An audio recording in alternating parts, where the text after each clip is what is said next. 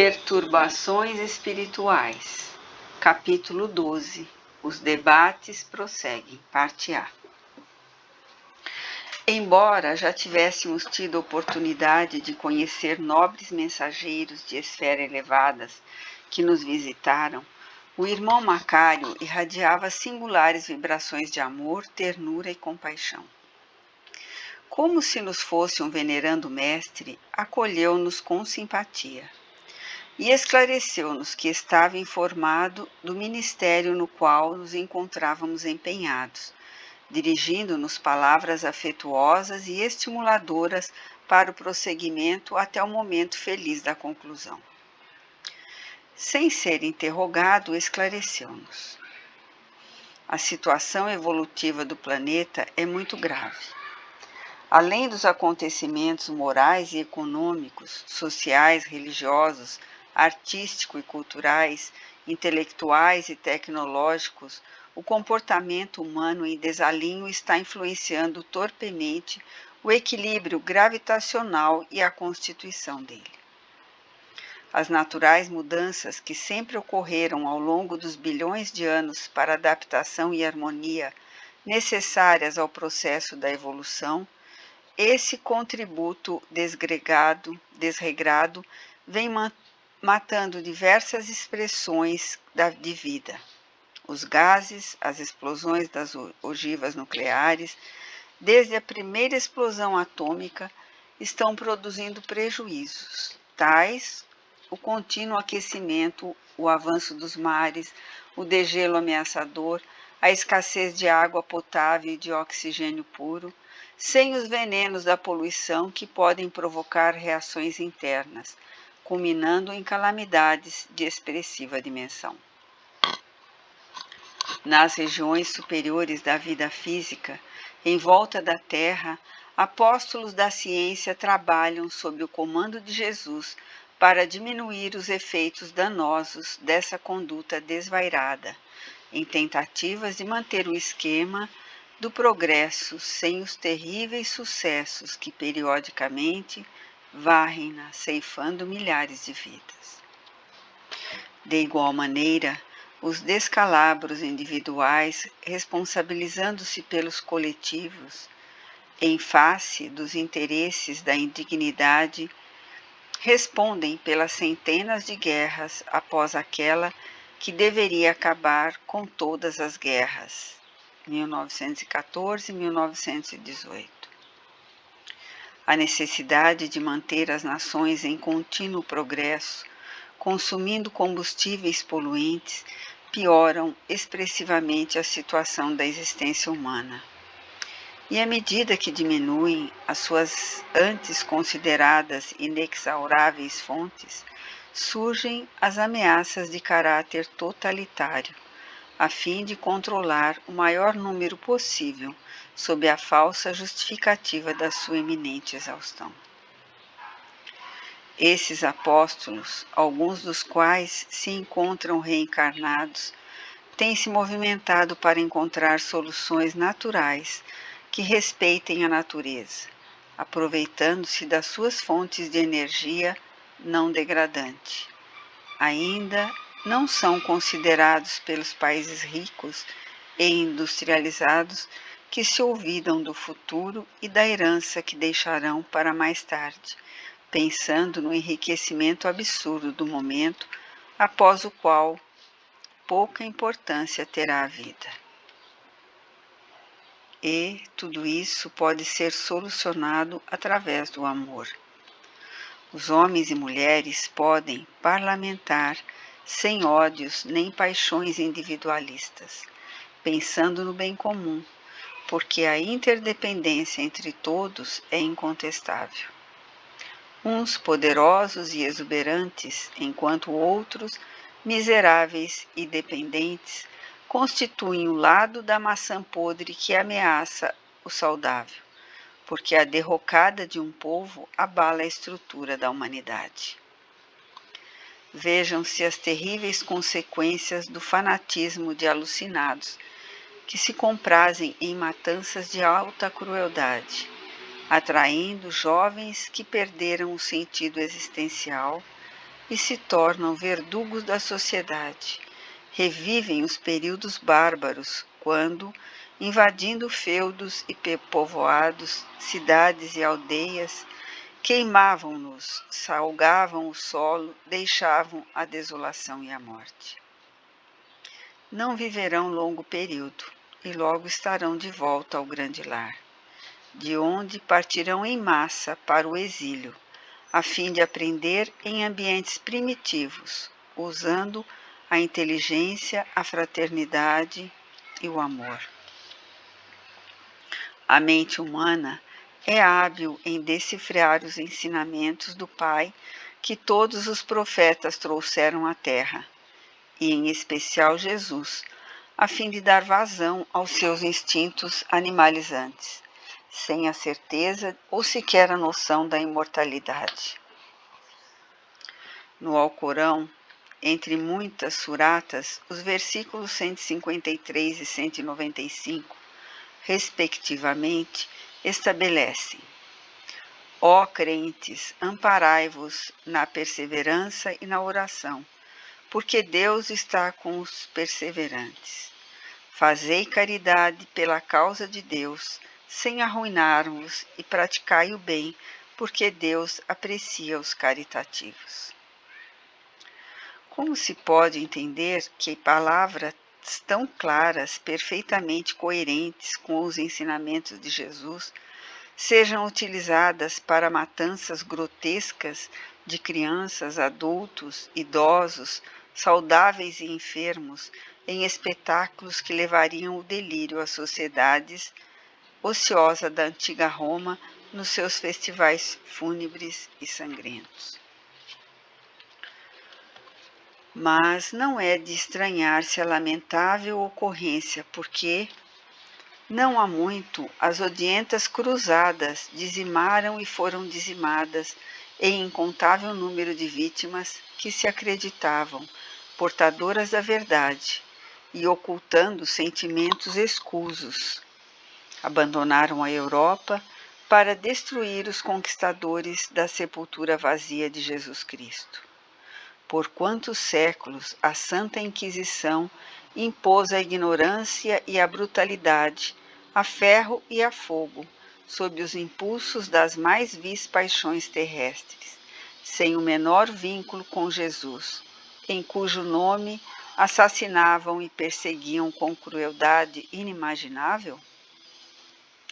A criatura humana possui a tendência egóica de alterar a verdade, adaptando-a aos seus míseros interesses e impondo-se com orgulhosa volúpia, sem pensar na transitoriedade da sua existência.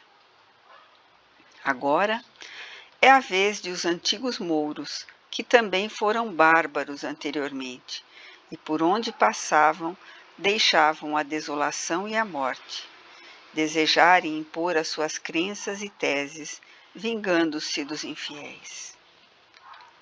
É claro que nada justifica a violência, porque a divindade possui mecanismos de justiça correta, mas a imprevidência humana imediatista atribui-se poderes que não tem e atira-se nas guerras de extermínio nas quais também se consome.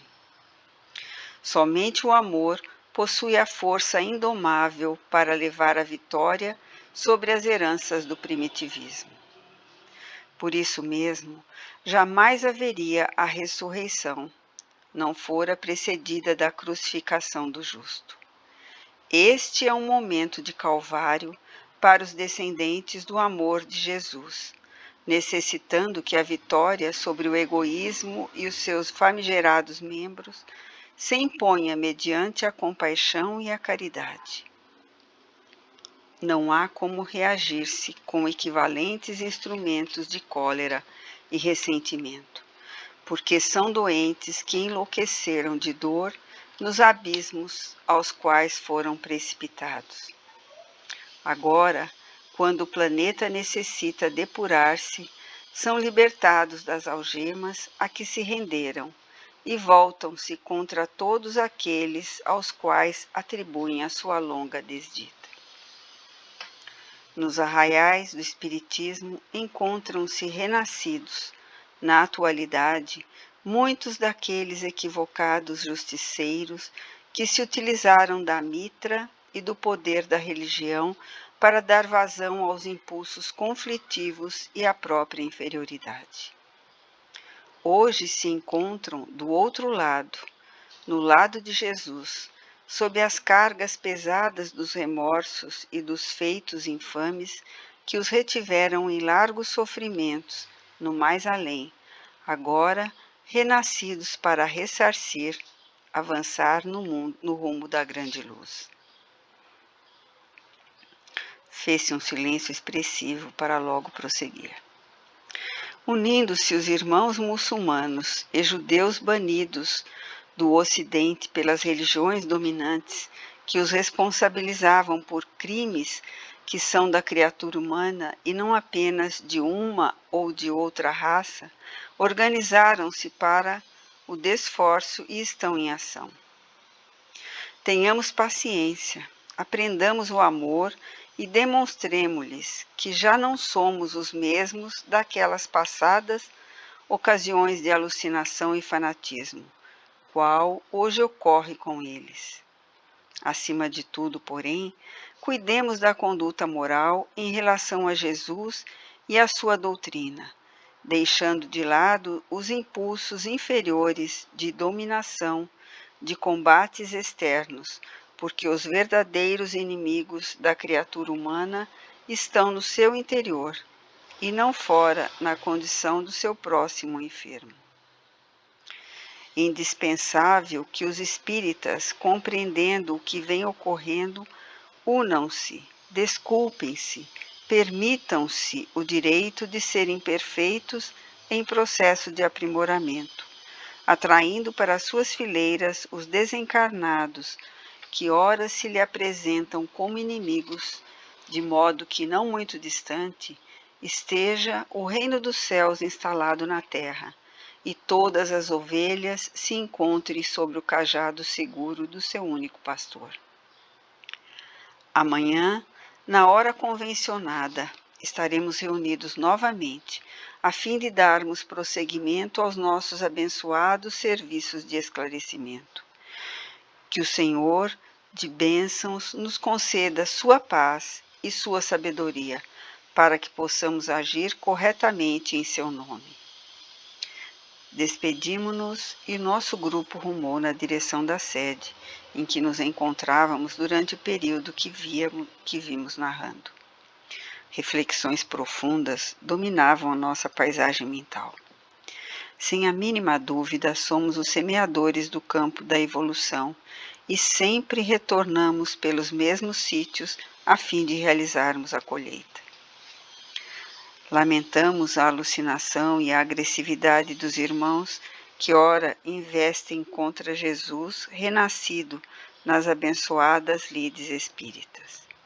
O Espiritismo é doutrina tão bela e simples porque revive a pureza do Evangelho e restaura o amor sublime do amigo incomparável, utilizando-se do anjo da caridade para ser a sua norma de conduta.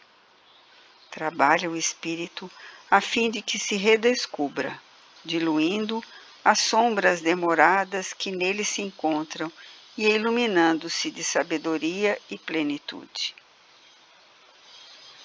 Quando essa doutrina alcançar as paisagens dos corações humanos, o significado psicológico da existência passará a ser a vivência dos seus postulados, qual ocorrerá com todos aqueles que se fascinaram pelo Mestre, fosse no período em que esteve conosco na Terra ou após a sua jornada incomparável. Como pôde Francisco de Assis abandonar a opulência, o prazer da juventude, para entregar-se-lhe totalmente e tornar-se na pobreza extrema, sob o açoite da fome, das enfermidades, do abandono de todos, o embaixador do grande rei, ao descobrir o sentido máximo da existência? Sem dúvida, saturado dos prazeres enganosos, necessitava de algo transcendente, que se lhe encontrava no imo na condição do discípulo amado, que veio demonstrar ser possível viver o Mestre integralmente em qualquer época e lugar do tempo e do espaço. O silêncio que tomara conta de todos nós foi interrompido quando chegamos à nobre instituição onde pousávamos com a advertência do caroável Dr. Bezerra. Mantenhamos a mente fixa no amor e no perdão, na caridade e na misericórdia de nosso Pai, a fim de estarmos em condições de receber nossos irmãos equivocados, com sentimentos profundos e não apenas com palavras. Busquemos repouso mediante a oração. O zimbório estava profusamente iluminado de diamantes estelares, e a brisa perfumada era carregada por toda a natureza, exaltando a beleza da criação ante os nossos olhos deslumbrados e os sentimentos elevados. Durante o dia, as atividades na casa espírita eram significativas, mediante o atendimento aos viandantes de ambos os planos da vida, especialmente aqueles que ainda se encontravam sob os camartelos das desencarnações dolorosas, sem haver despertado para a nova realidade. O atendimento espiritual permanente constituía uma bênção para os transeuntes da amargura, os enfermos da alma. Pessoas de diferentes camadas socioeconômicas, em horários próprios, procuravam o conforto moral e espiritual. Através do atendimento fraterno, da ação de auxílio ao próximo no setor do serviço social, da aplicação e do recebimento fluidoterápicos, enquanto espíritos ociosos e perversos espreitavam os invigilantes fora das defesas da instituição.